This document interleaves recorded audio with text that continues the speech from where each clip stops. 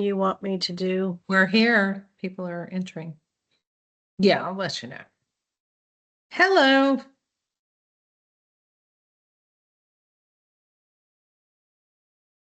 Welcome to the webinar.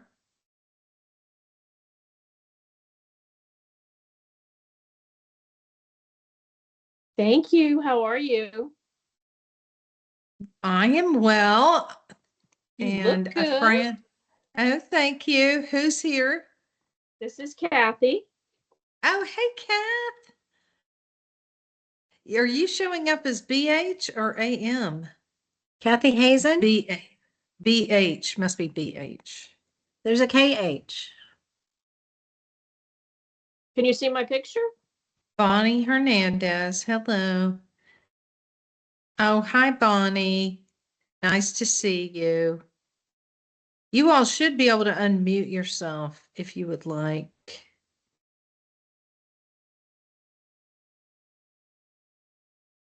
And Amy Miller. Hello.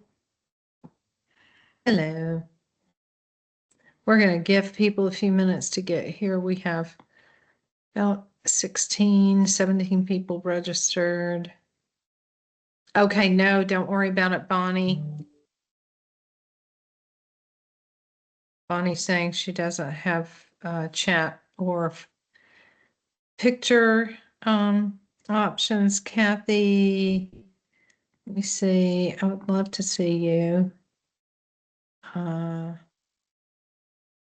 don't know why. Kathy, are you sharing your camera? No, my camera's not on, but my picture should be up. Oh, okay. No, we're not seeing a picture.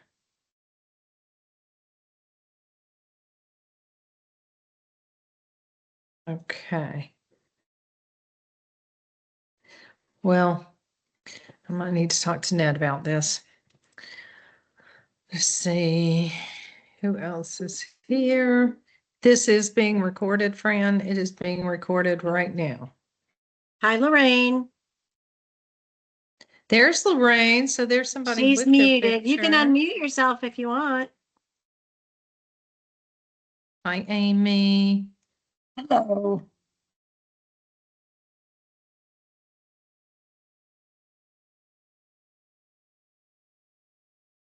Tempest Ashley or Ashley Tempest?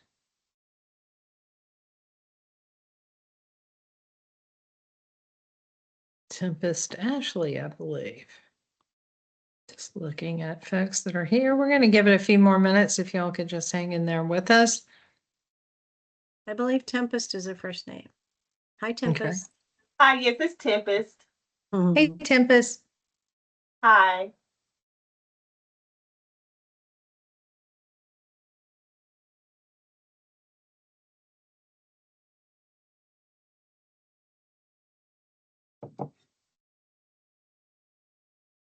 How's everybody doing today? Great. How about yourself? I'm great. But Fran and I were just discussing how 'tis the season to catch cold and feel puny or something. There's a lot going around, so I'm glad everybody here is feeling well.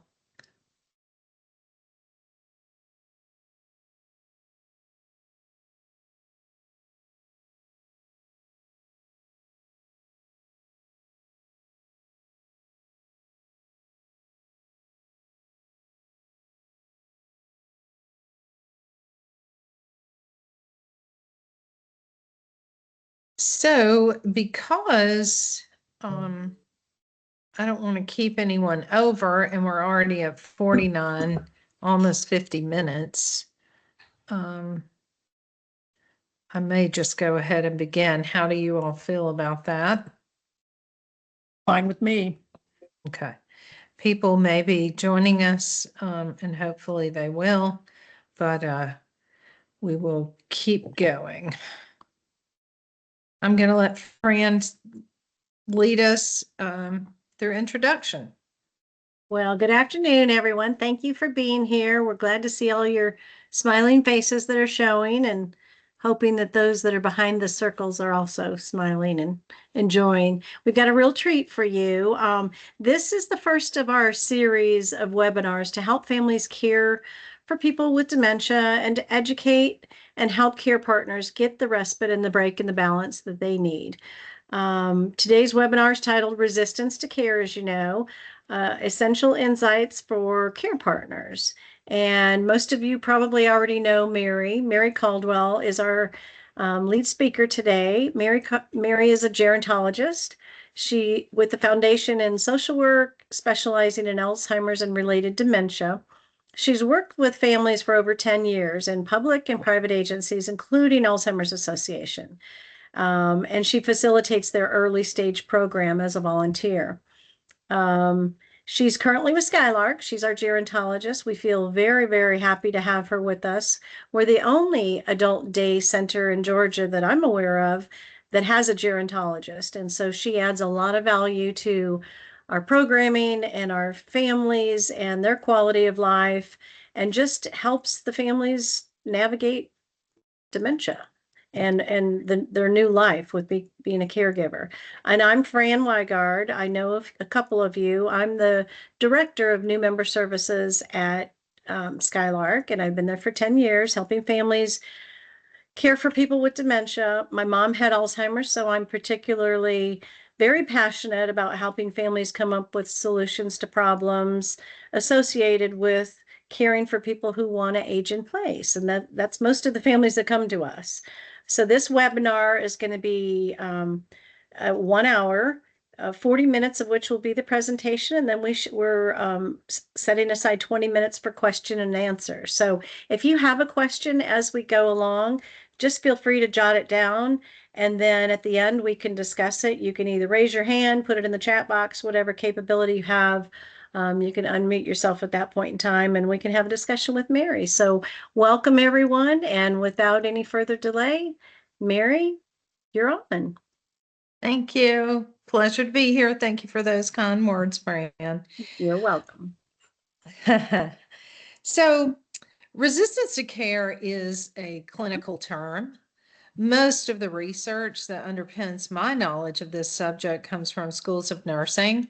Most of it is centered on resistance to care as experienced in clinical nursing home environments.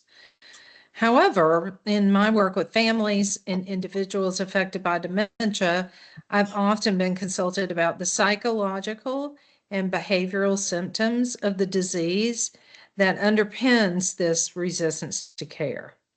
So I think it's time for this education around this topic to empower care partners, because these symptoms cause so much pain and confusion. Resistance to care is very common in day-to-day care, and it deeply affects families. So let's bring this topic down to earth and talk about how resistance to care and the symptoms of dementia affect our most important relationships and the peace in our homes. Fran, would you like to do any of these slides or just want to do the beginning and the ending? It'll be fine if you do. You know what's going on with my voice, so I'm going to hold out to the end. Okay, Fran's got one of the people that's got a little bit going on right now. So resistance to care is, goodness gracious, I cannot see this slide. It is so small. Okay. Resistance to care is, I want you to know that this is a medical term. So if you've ever experienced some of these symptoms we're talking about and you thought it was just your person or maybe isolated to you, know that it is not. Resistance to care is a medical term used by professionals to measure, describe, and rate behavior that is the result of this disease progression. These are observable behaviors, and some of the more acute behaviors that we see are people turning away, pushing away, pulling, just flat out saying no. You probably get a lot of that if you are a care partner for anyone living with dementia, or you get some of that. A refusal to cooperate, with things that we know are beneficial for our loved ones. And sometimes even grabbing, throwing things, screaming, raising the voice. Now, it's not always to this level, but these are some of the more acute symptoms because resistance to care can be active or it can be passive.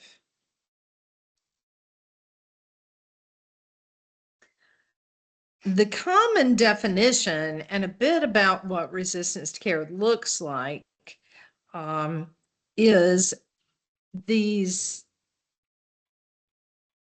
Ashley must have had to leave. Now she's back.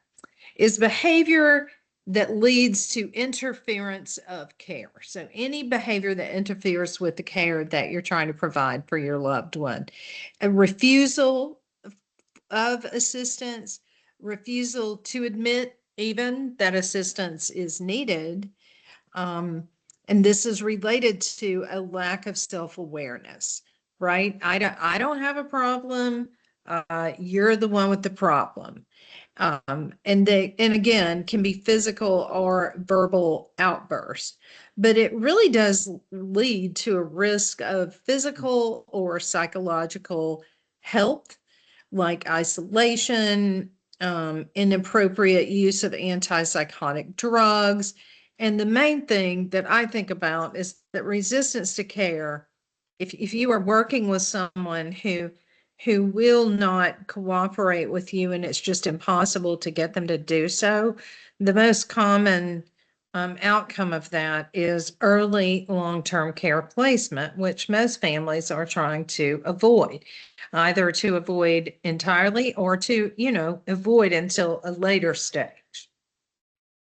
We've heard the old saying, you can lead a horse to water, but you can't make it drink. Well, when active resistance to care symptoms are present, you can't lead your loved one anywhere, much less to a source of sustenance, to a social event, or anything new, or sometimes even a favorite old activity, which can be pretty frustrating. Like you really used to enjoy this. Now you don't want to do this. Things like, attending church or going to family gatherings. You can't lead the person sometimes to the doctor to get a diagnosis, to make important plans. Or we see this a lot, to get involved in something like an adult day program where they really would enjoy it and make friends, and give you some respite. They just won't budge, and no amount of explaining of benefits will move them an inch, making caregivers feel much like this lady looks in the picture. So this is what we're tackling today. And there is no magic wand, but there are some tips and tricks and strategies, and we will talk about those. So why it's important to acknowledge resistance to care. I'm not one to read the slide, and we can share these slides with you all after the program, but if I think you all let me know if you cannot read the slide yourself, but just know this is a staggeringly common problem in dementia, although one that most caregivers don't have the training or language to discuss. In fact, most caregivers are very surprised to hear that resistance to care is a symptom of dementia. I cite a 2022 research paper here published in the Journal for Alzheimer's Disease. It was a great study. It looked at over 10,000 people living with Alzheimer's or a related dementia and reported recent studies have shown that approximately 90% of individuals with dementia will suffer from additional psychological or behavioral symptoms, and that these symptoms are important factors contributing to functional impairment and increased caregiver burden. So this is referring to resistance to care and the underlying biological, psychological symptoms of dementia, sometimes referred to as BPSD, that absolutely affect the trajectory of the disease course They can certainly make life miserable, make aging in place and living at home until the end of life unsustainable. And that's why I think that this is the reason that these symptoms and resistance to care are mostly studied in long-term care facilities, because they have great numbers of people living there that have these symptoms. Now, these symptoms do increase as the disease progresses, but I think that educated caregivers, knowing they will probably experience it, at least some of these symptoms, can proactively plan and therefore reduce the severity of symptoms, right? We don't have to wait until everything gets horrible, or we don't have to, we need to be proactive and not reactive in caring for our loved ones who are living with dementia. The underlying causes of this resistance to care is, are many and very individual to the person, but there are some common ground. I know you would admit that providing care for a person living with dementia is hard. We all admit and repeat that statement. Dementia is just not a diagnosis that affects one person. At least two people receive a diagnosis, if not whole families. And what I mean by that is that you may not be the one living with dementia, but caring for a person who does is so impactful to your life that it is as if you received the diagnosis yourself, if you know what I mean. And it is hard. But when I tell care partners and loved ones they need real support early in the journey, they rarely take my advice to get education, support, or respite right away, like now, early on. They believe that's something they need to wait to do because they don't yet know what I know. This journey is a long distance marathon, and you will need your reserves. Decoding these causes behind resistance to care and the biological and psychological symptoms of dementia and responding to them is exhausting. It takes practice, energy to observe, energy to document, energy to go to doctor's appointments. And then there's the energy you need to care for your own body and all the daily things in life. I mean, we can get tired just thinking about that, which is why I say to the good people that I provide consultation for is that you do need respite much earlier than you think to preserve your mental and physical health and to be the best care partner you can be. So some of the underlying causes for this resistance to care. A big one is role reversals. Role reversals are hard. It's hard for a husband who has been the man of the house and had a lot of responsibility and sees himself as a caretaker of others to accept care or assistance from anyone, sometimes even, his wife. But the adult children of persons that are living with dementia, that role reversal is obvious. It is difficult to see yourself. And again, the person living with dementia is not self-aware. From very early on, there begins to be a lack of self-awareness. Now, in the beginning, there can be awareness, but in my opinion, that awareness begins to erode very early on in the disease, and that's because of the memory loss. So it's hard for a parent or a grandparent to accept that this role has now changed, right? But the elephant does not disappear under the rug. We know that they need this help. So let's go through this list of some of the underlying causes. So as I said, someone who was always the decision maker is not able anymore to make those decisions, to pay the bills or manage things on their own. They're not considering an adult child as they are the parent. The lack of understanding of directness and request. So some of this, you may see resistance because in general, you may not be aware of just the depth of confusion that the person with dementia is living with. And so they just don't understand the request. They may shake their head or say yes, but not really understand it.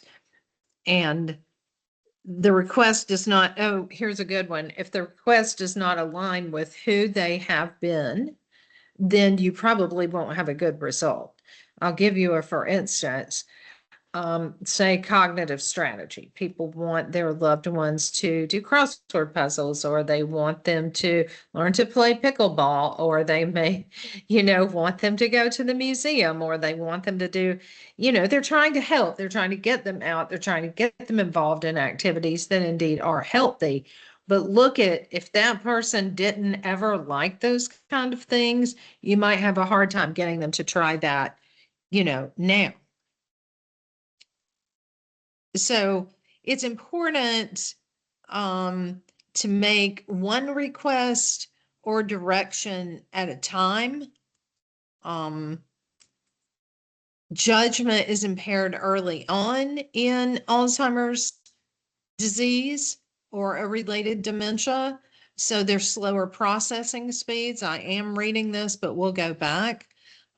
You will be making decisions on behalf of your loved one. So what I mean by one direction request at a time and slower processing is that I believe earlier than we can tell, our loved ones are having a problem understanding what we're saying, really, really understanding it, and getting the grasp of it.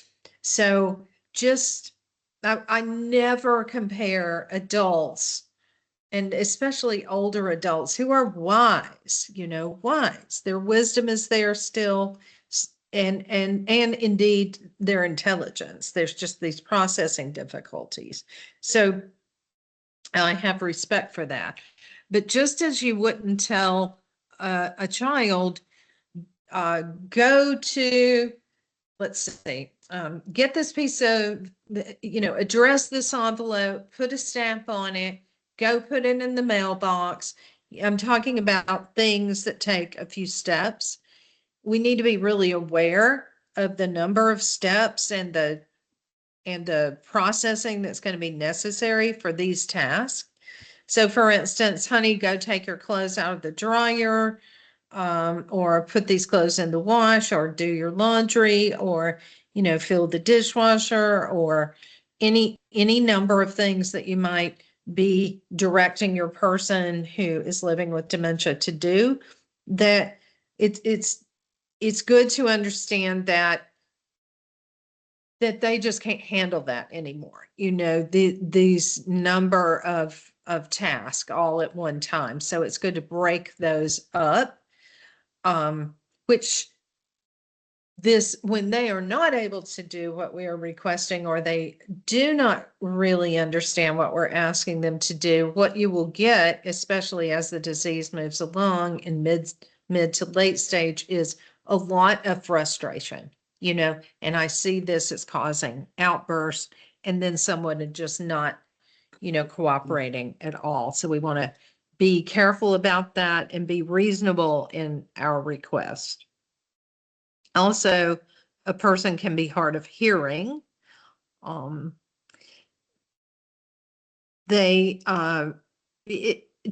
matters and how we are actually asking. So it's important to be looking at the person. I like to sit down or bend down or get to a face-to-face level and make sure I'm looking at the person. I like to start off by hi, with a big smile, hi. Or you say what you think would be most appropriate for that person. Hey, honey, you feeling okay? Something like that. And then and then begin with what we're going to do next or what I'm requesting you to do. The important thing is you are going to be making decisions for your for your loved one, because their judgment is impaired now, and their ability to direct their own lives is waning.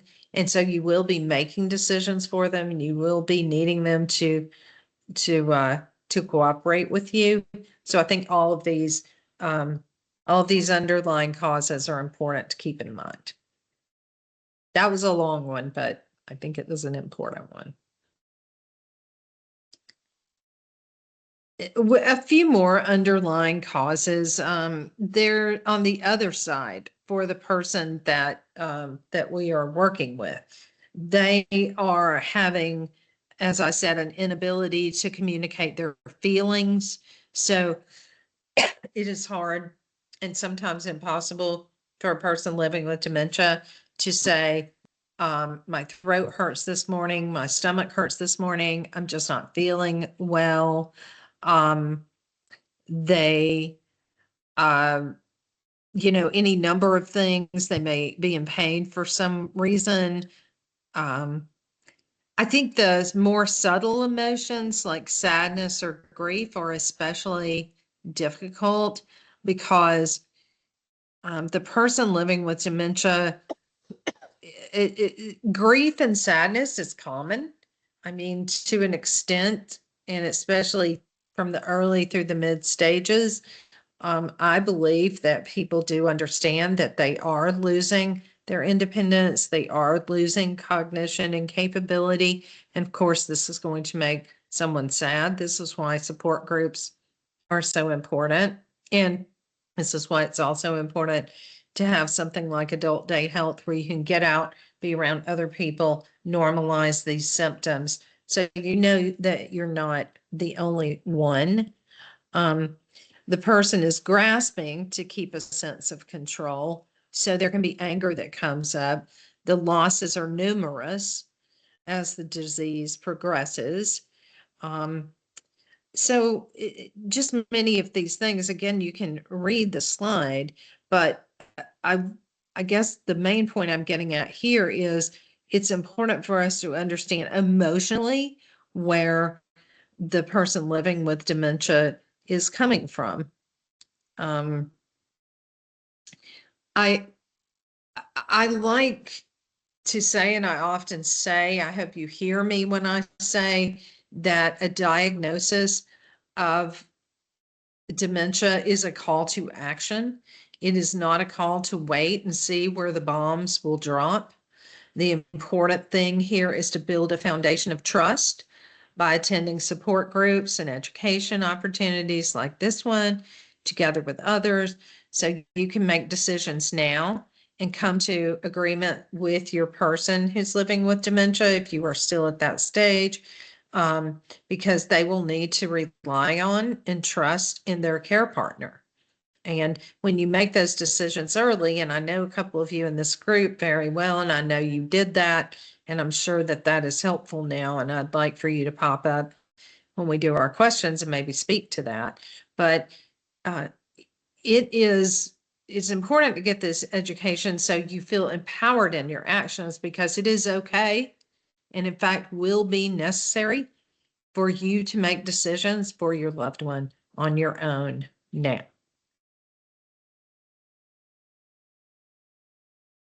Dementia has a biological cause, but we don't see bruises or other common signs of illness. What we see is vast changes in behavior, personality, expressions of emotion, and communication, among others. People living with dementia experience perceptual difficulties, as we discussed, sight, hearing, judgment is impaired. The relation to time is impaired. Just try getting in a hurry with someone who's living with dementia, or complete a task with someone, and you can testify to that. I often say your days of getting in a hurry are over. people living with dementia do not see themselves as others do. They repeat things or don't remember people or events, and even sometimes who you are. But that's not something that they realize is happening most of the time. And to make things extra interesting, these symptoms, pardon me, do not look the same across the board. They are very individual to every person. Everyone has a unique experience. The only thing that is consistent about these symptoms, their severity, and when they might come into play is their inconsistencies. They're sometimes here today, symptoms are, and gone tomorrow, severe today, mild tomorrow, manageable today, intolerable tomorrow. My goal in this is not to scare you. Some of my best friends are living with this disease, are caring for someone who does. So I know that relationships can endure, love endures, joy and comfort and family and grace endure, the soul endures. But all these things are part of the journey. You and the person you care for will grow, will learn to love better, will learn, hopefully, to allow yourselves to be loved better on this journey. As dementia presents, I think it's important here for you to get this term, biological and psychological symptoms of dementia, also known as BPSD. These symptoms are about emotional, perceptual, and behavioral disturbances, impaired judgment, lack of self-awareness, and really when you want to talk to someone about that is when the behavior is really about the severity and I would say the frequency of the symptoms, and we're going to talk about that.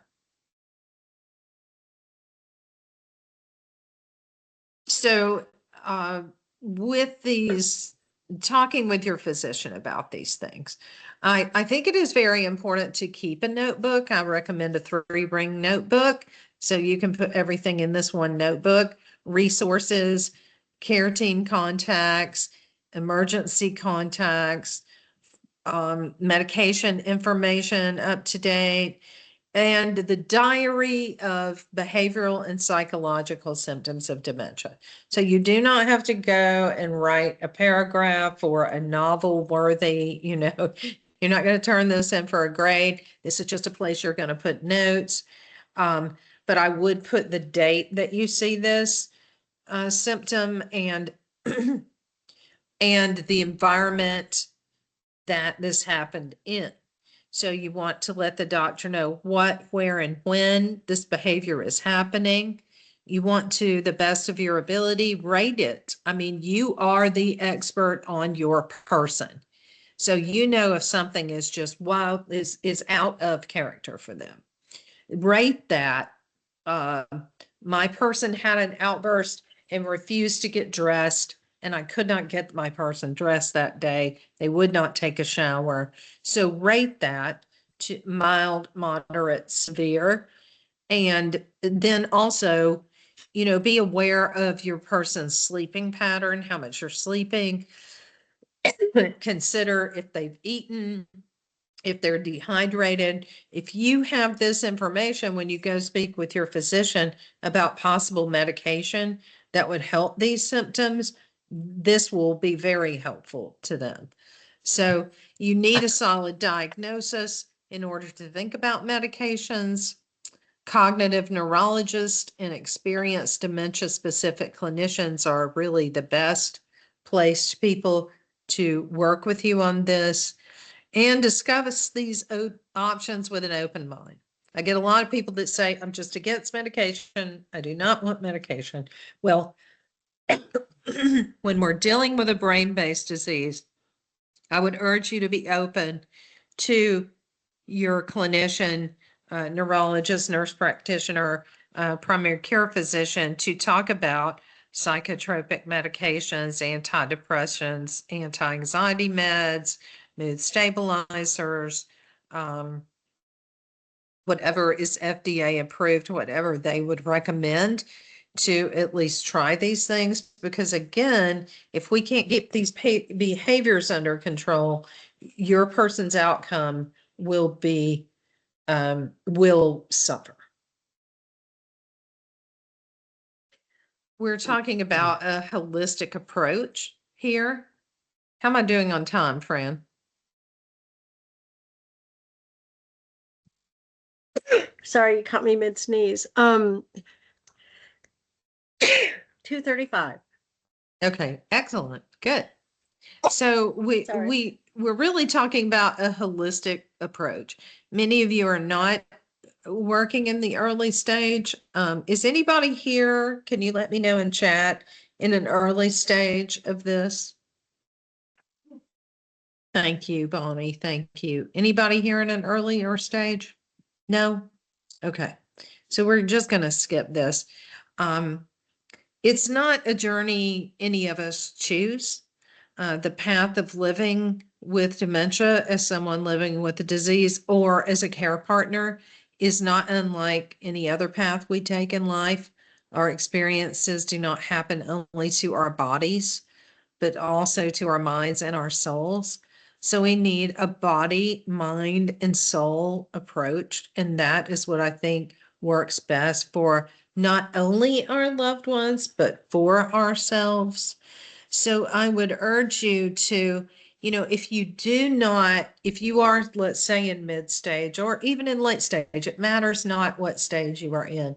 If you do not have the support that you need, think about talking to somebody like me, or Fran, or, to talk about getting the support you need. It's never too late to get a new physician who understands this disease better. It's never too late to get involved in a support group. We have an excellent virtual support group, but I also know of an excellent in-person care partner only support group that is in Dunwoody. That is amazing. I can refer you there. We just have a lot of contacts. This is part of your care team. So just know if you're lacking that, it would be helpful to you at any stage to get that. But also talk to your people. I believe that if there are people in your life that you want to maintain loving, strong relationships with, and you want your loved one to maintain relationships with, that it is important to communicate with them intentionally about where you are at the moment, about where the loved one is at the moment, and just proactively tell them how they might stay involved in your loved one's life if that's something they choose to do, because people just don't know what to do, and they may feel that it's going to depress you or make you sad to approach you and say, what can I do? Or, do you need a casserole? I mean, anybody that hasn't gone through this, they just don't know what to do. So I like having emails to these people, maybe even an email blast to blind copy people. uh, Charlie and I are doing well at the moment. He is enjoying his adult day help. I'm in a support group. We're at home on these days. If anybody is interested in meeting us for lunch or coming over for coffee, do you see what I mean? Just kind of a little bit of an update. It wouldn't take long, but just these little things are going to keep your loved ones close to you because you need these people. And think about it, your person needs their support system around them. They are isolated enough as it is. You are isolated enough. So just open that door a little bit and see if that doesn't bring in the love and warmth and support that would make you feel, more supported and better. I say do not isolate, and this is part of that. Continue your life. If you do not have a strong respite care plan, you need one. If even regardless of resources, there are many things we can do to get respite. But this caregiving for a person living with dementia is not good for your health, even done with the most love in your heart. You are truly sacrificing your health when you become a caregiver for someone like who is living with dementia. And we need to make sure you're getting the respite. We also need to make sure that they are not isolated. And I do believe that adult day health, it's not my belief. It's the social science of it. There are many studies that say that adult day health is absolutely the gold standard for this. You know, our nurses, myself, Fran, you know, our entire team are there to figure things out and help our members enjoy a wonderful day and also work with you to resolve your issues, as Fran said. So the healthy lifestyle interventions, we really will have an entire webinar around these, but they are diet, exercise, cognitive strategy, and socialization. And it goes a lot deeper than that, but just know that the best respite is going to incorporate these four things and offer those to your person. We have some members at our adult day health who are in a very early stage. And then we have all the way to a later stage, especially when someone starts with us earlier. We're able to keep them with us for a very long time, allowing families to reach that goal of keeping their loved ones from entering a long-term care facility because we have earned their trust. They feel comfortable with us and we are comfortable with them and we know how to help them. We can tell when they're getting anxious. We know what to do about that, things like that. So, there are different ways of receiving these interventions. For people that are in a later stage, it might be I'm sitting with people that I feel comfortable with, that I know. They may not remember their name, but I know them. I'm in a familiar room. I've, I'm, I've had a nice breakfast. I'm warm. I'm cared for and I'm listening. And maybe I get up and someone helps me play a cornhole or whatever game we're playing, or someone comes over and talks to me and holds my hand and looks into my eyes. I mean, I call it love. I don't know what else you would call it, but it is actually the medicine for dementia at any stage.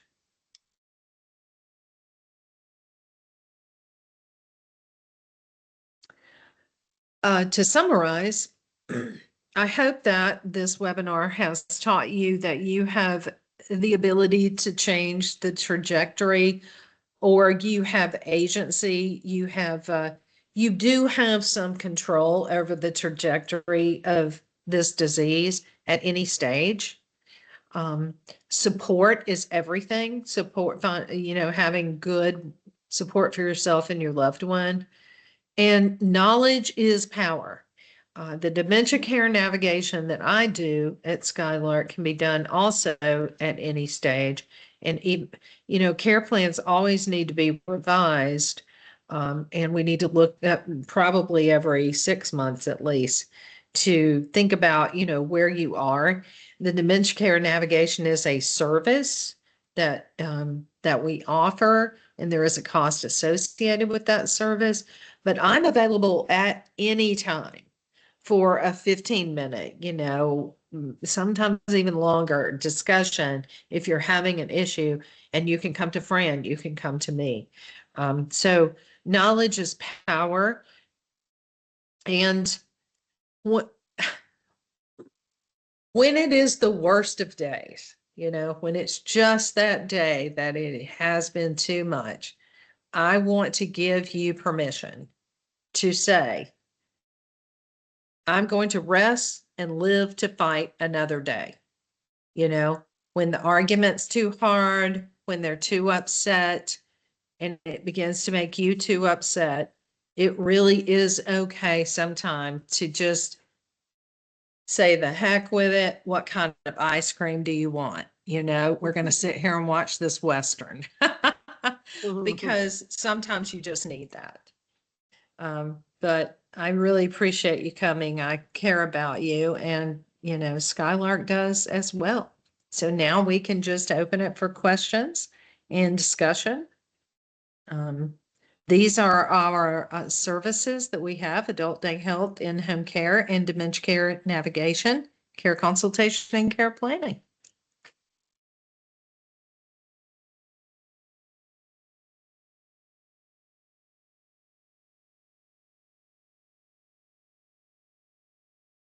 Okay, how are we doing? That was awesome, Mary. Thank you. Who has questions? Hmm. That was very interesting. I appreciate you guys. Is Skylark in Duluth? Is it? Are you in Duluth? We are in Johns Creek, Georgia. Johns Creek. Okay. Technically, yes. So Gotcha. near Gotcha. Duluth. We're adjacent to Duluth.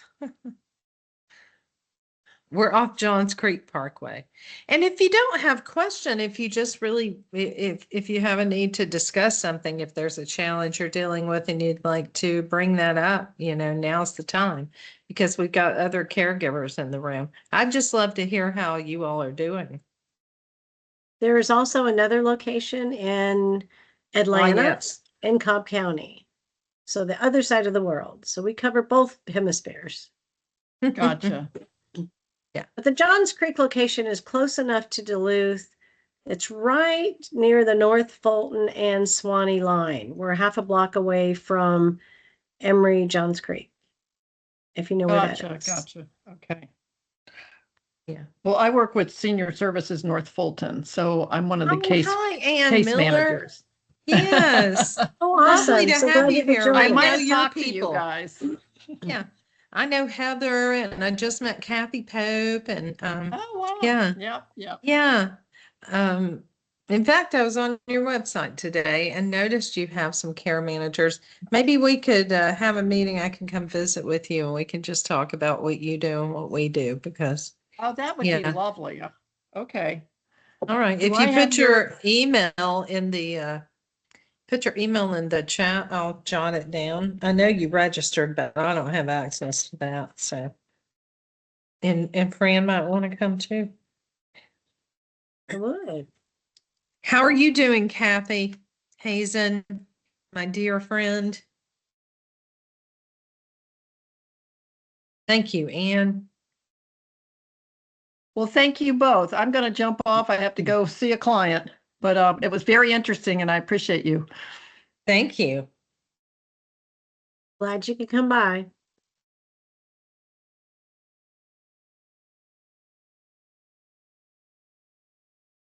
Thank you, Bonnie. Nice to see you. Are you still here, Kathy? Or did you have to jump off? She must have had to jump off.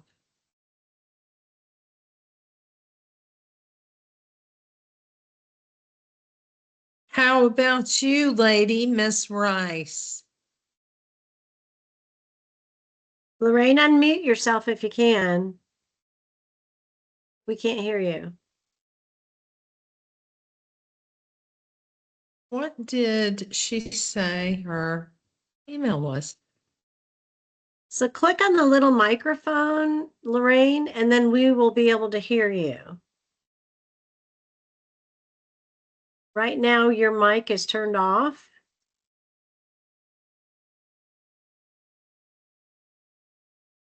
For I'm me, sorry, it's are on. you talking to me? There you go. I'm No, sorry, my- Lorraine. Oh, but Okay. that's Kathy, right? But we're Yes. talking to you too. Yes, we're How are talking you to you too, doing?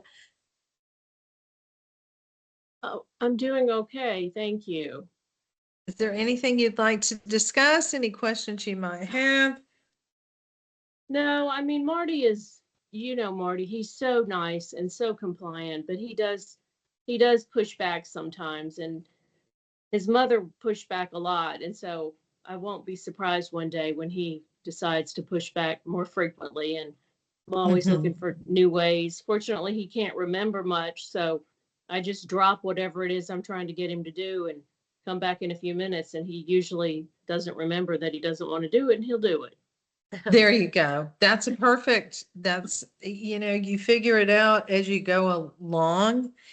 And maybe he just at first, I'm sure with Marty, it might have to do with just confusion about what it is you want him to do. Do you think that's it or That's it a no? lot. It's like he doesn't know Yeah. how to, I ask him to take his shoes off and his socks, and he can't follow directions.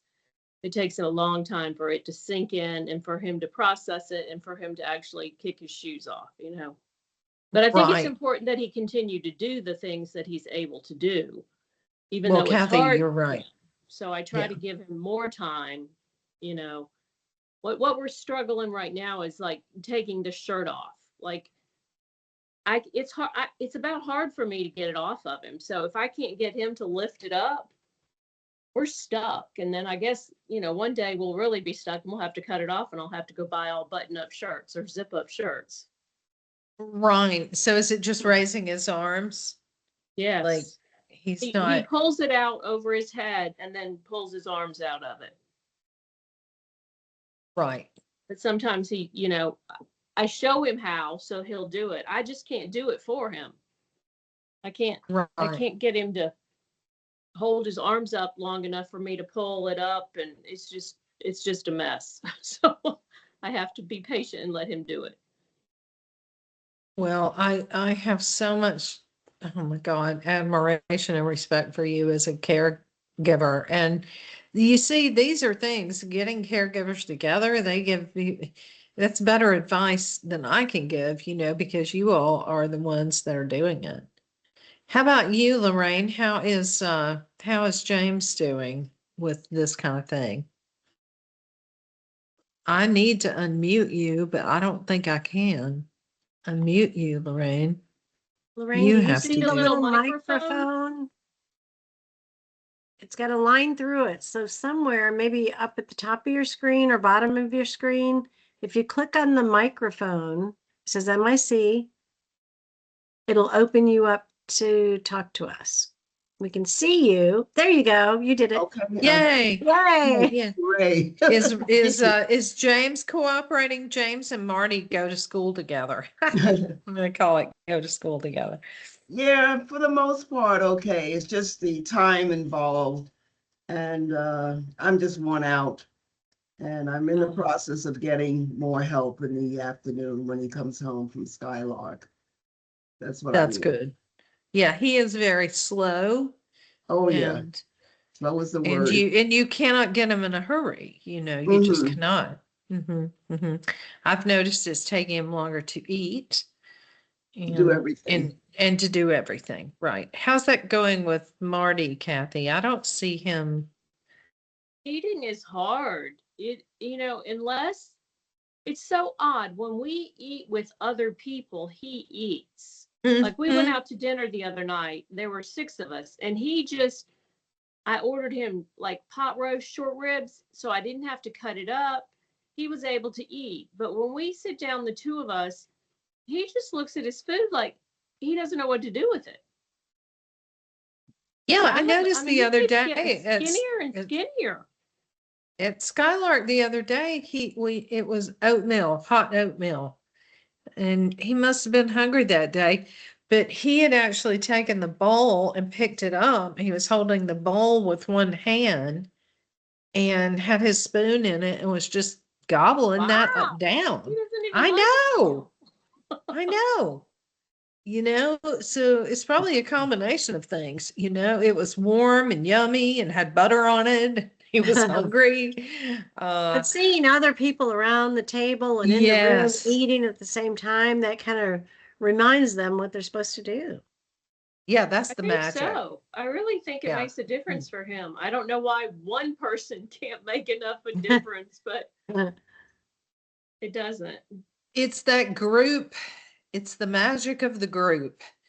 And we get that a lot, you know. I honestly believe that we have an easier time with our members than the families do because of that, because they're in a group setting. Uh-huh. They're going along with the group, you know.